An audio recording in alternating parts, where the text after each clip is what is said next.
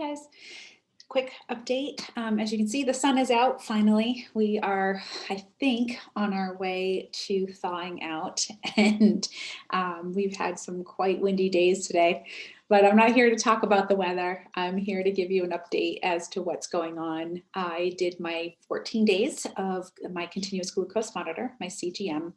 Had a lot of some aha moments, even since yesterday. Some things are starting to unfold, which is kind of cool. On my second one, I don't know if you can see the little bump there, but today's day one of my second monitor. So it'll be cool to see what's going forward. So what I found these last 2 weeks, as you know, I have done a month prior to this, and it was really just to monitor my training and how my body was reacting to the training.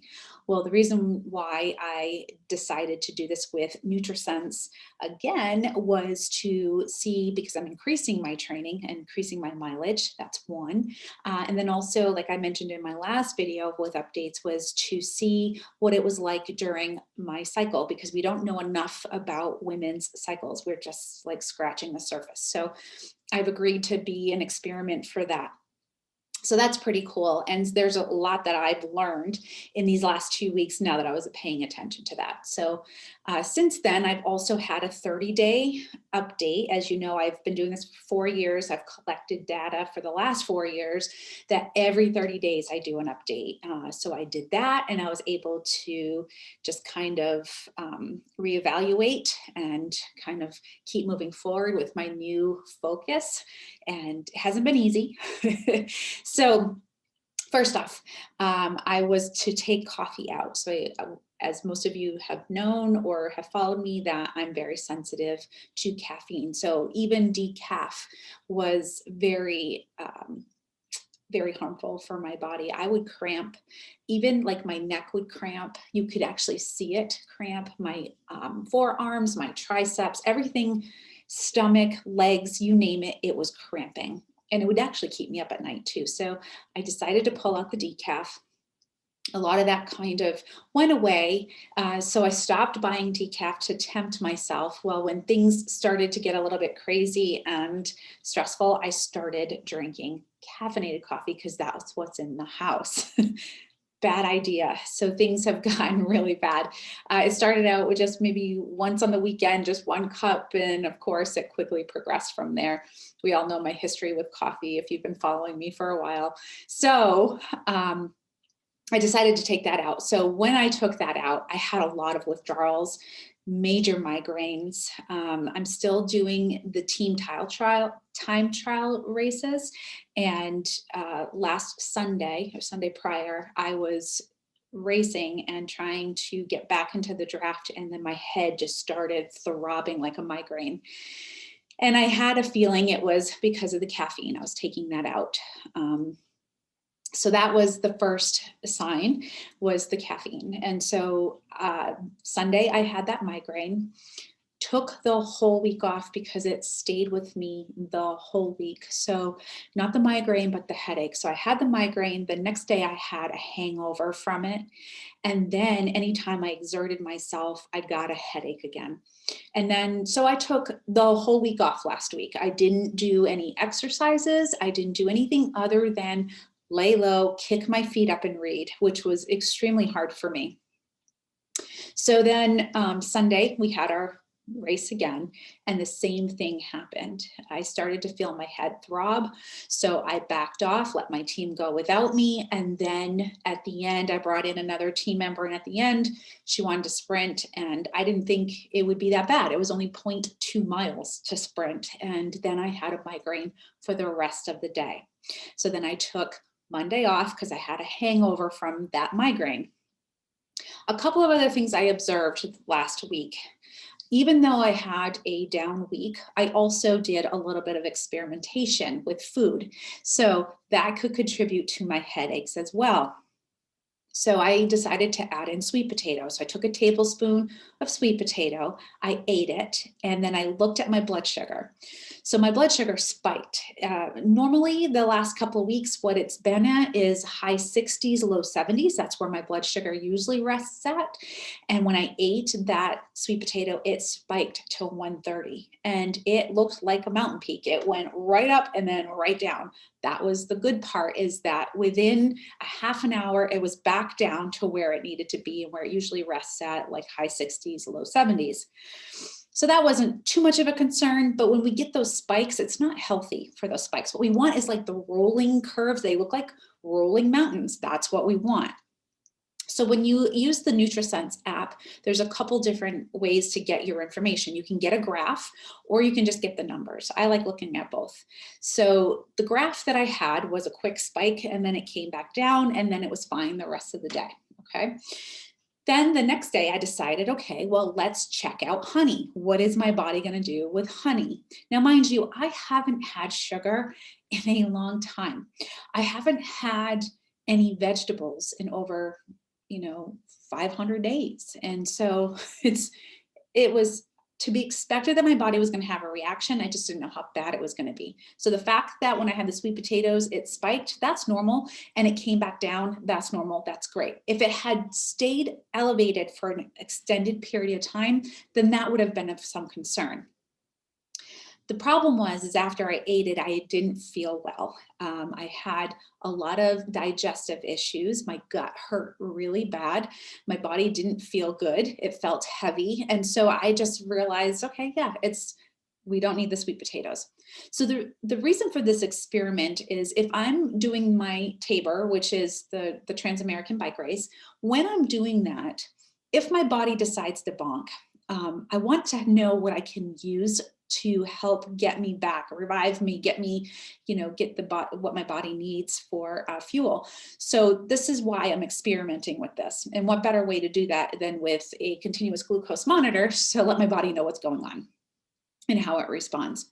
So the next day I decided, okay, well, I'm going to see how my body responds to honey. So I took a half a teaspoon of honey and I put it in some tea and I had that. Well, what was really cool about that is that my blood sugar didn't go above 90 and it was rolling hill. It was a nice rolling, easy kind of spike. It wasn't like the sharp spike that I got with the sweet potato. So I was like, okay, that's really good.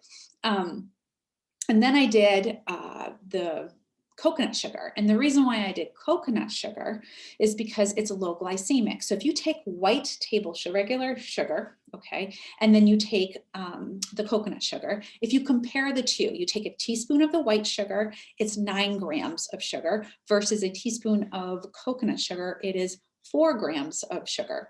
So the reason being is that it's a lower glycemic. And usually when diabetics have sugar and things like that, we always talk about being on the lower of the glycemic scale. Well, this is the sugar that's okay for them because it's on the lower glycemic.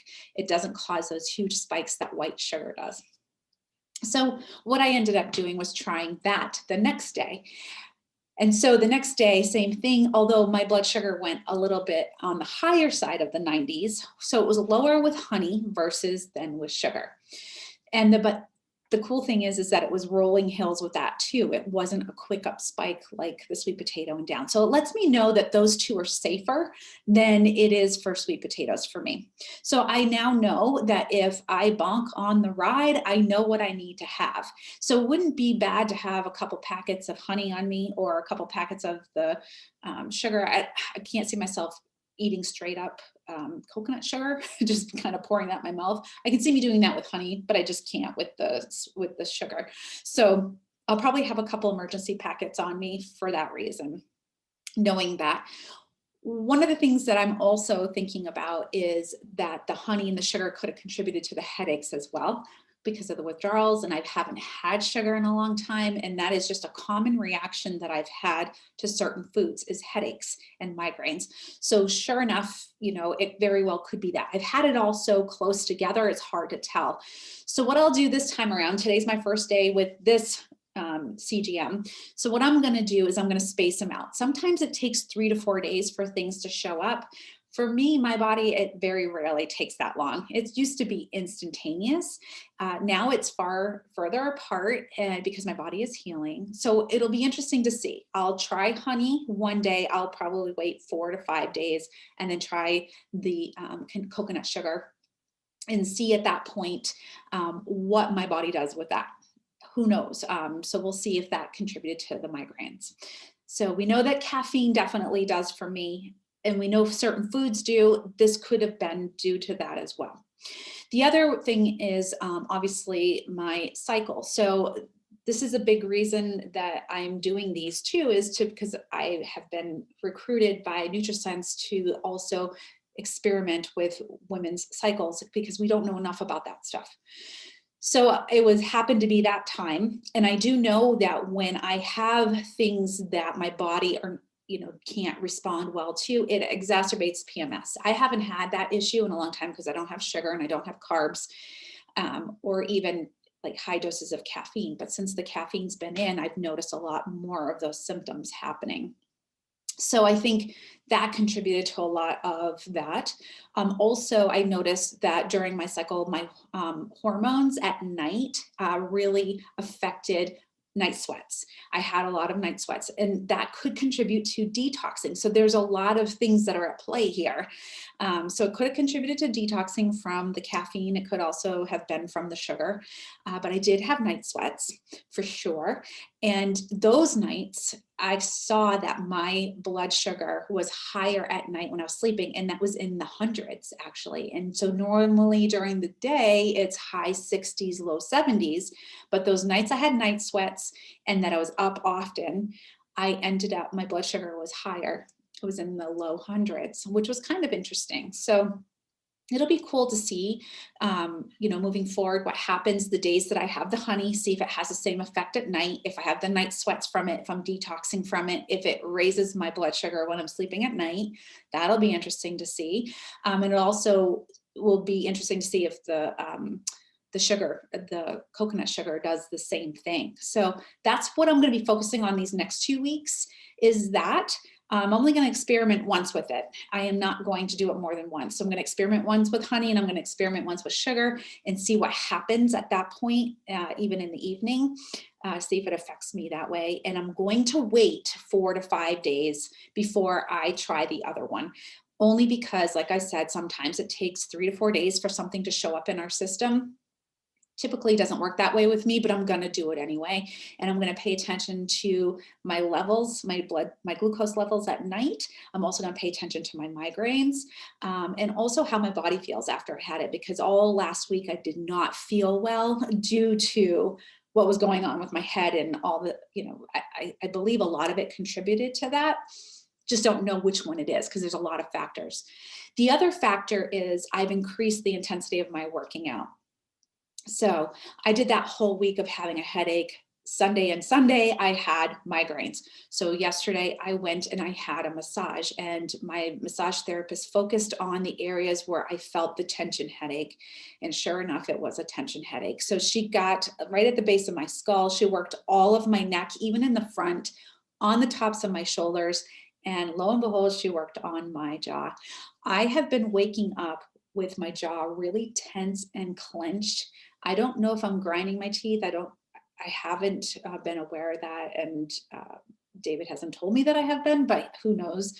So that's something to keep an eye on. I did see today, because today I did do 2 sessions so far, and I noticed I was clenching on the ride, clenching my jaw. I also noticed walking around today in the midst of my daily rituals and routine, I was clenching my jaw at some points too. So the increased intensity or the increased riding time, I wouldn't say intensity, but the increased riding time, I'm wondering if that's part of it too.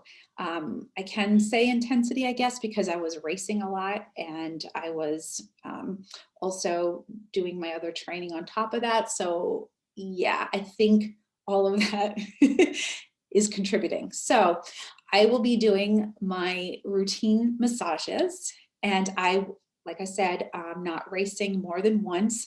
I have my team trials on Sundays. I'm sticking to that.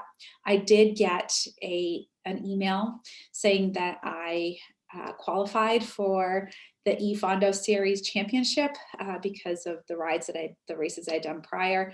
I'm not going to do it. As hard as it is to say no, I'm super excited I got invited to the championship and I qualified for it, but I'm not going to do it, unfortunately. So I'm sticking to the 1 race a week. And that's going to be on Sundays.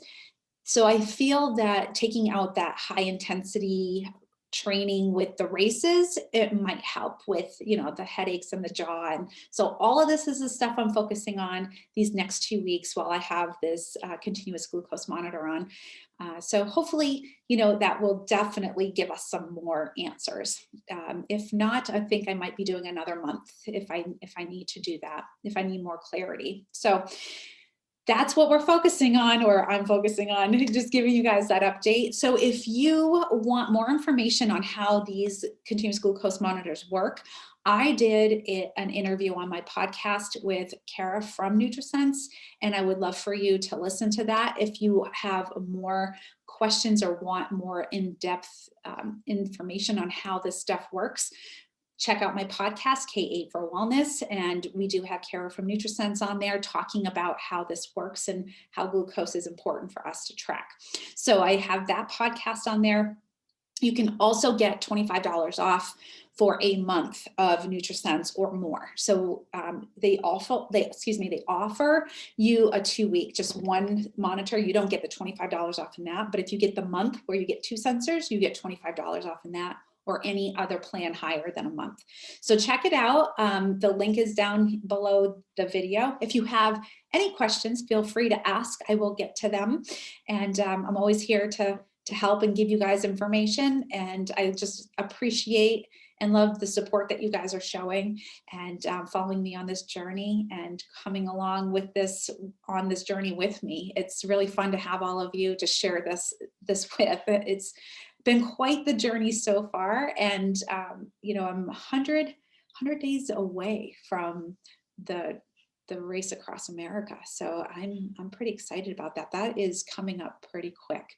So here are the final 3 months until then, and just honing in on more of the training and just getting on the seat as much as I can so that my body can get used to the pedaling. And the distance. But yeah, thanks you guys. I am just so grateful for all of you and love that you guys are following and supporting me in any way that you can. So if you want more up-to-date information where I'm just doing these videos sporadically, go ahead and follow me on Facebook, K8 for Wellness, or KateWillette.Kretzinger or -Kretzinger, or Instagram at K8 for Wellness. And that's the letter K, the number 8, the number 4, Wellness. All right, guys, have an awesome day.